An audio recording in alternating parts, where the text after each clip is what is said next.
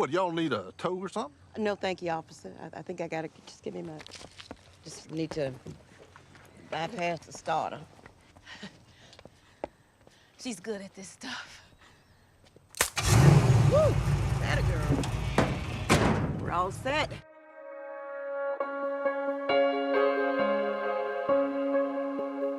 Independence makes itself felt literally from the very first scene. Parish, go down, you be quiet. He said to follow. It is this true fact-based story of a group of mathematicians who worked for NASA in the early 1960s and were instrumental in the space race. The main character is this amazing woman named Katherine Johnson, who's played by Taraji P. Henson. There are two other characters, also based on real life, played by Octavia Spencer and Janelle Monáe.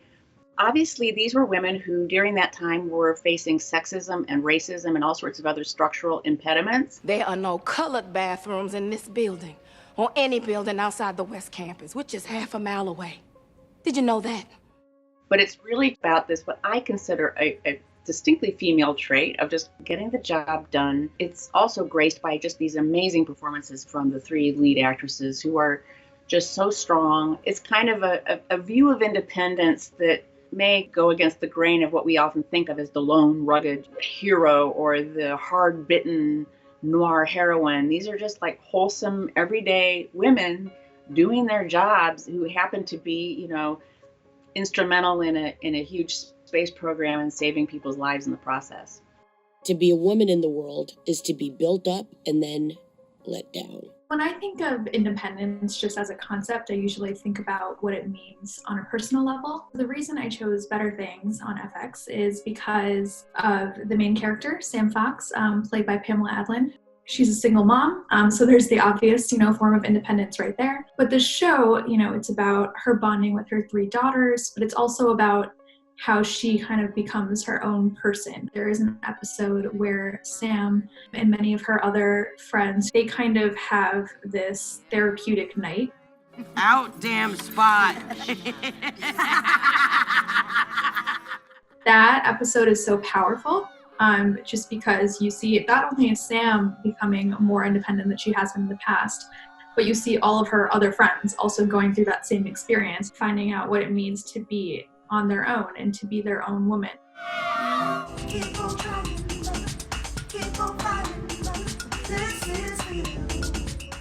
When I think of artists who not only release their music independently, but make their art with an independent spirit, I think of someone like Theo Parish. Theo Parish was born in Washington, D.C. He grew up in Chicago and spent a lot of his professional life in Detroit. These are the two main traditions that influenced electronic dance music across the planet. The thing that makes the album American Intelligence maybe different from his prior work is that it seems to have been directly influenced by what had happened earlier in 2014 in Ferguson and the dawn of the Black Lives Matter movement, and a lot of the things that Theo Parish was saying about this nation today. So I'm reticent to say that the album was ahead of its time. It was very much of its time, and obviously discrimination and police violence and police brutality against Black Americans is not something new. It wasn't even new in 2014, obviously. So in essence, this was very timely music speaking to a long-standing injustice and one that still exists today. So the music is really powerfully resonant in that way.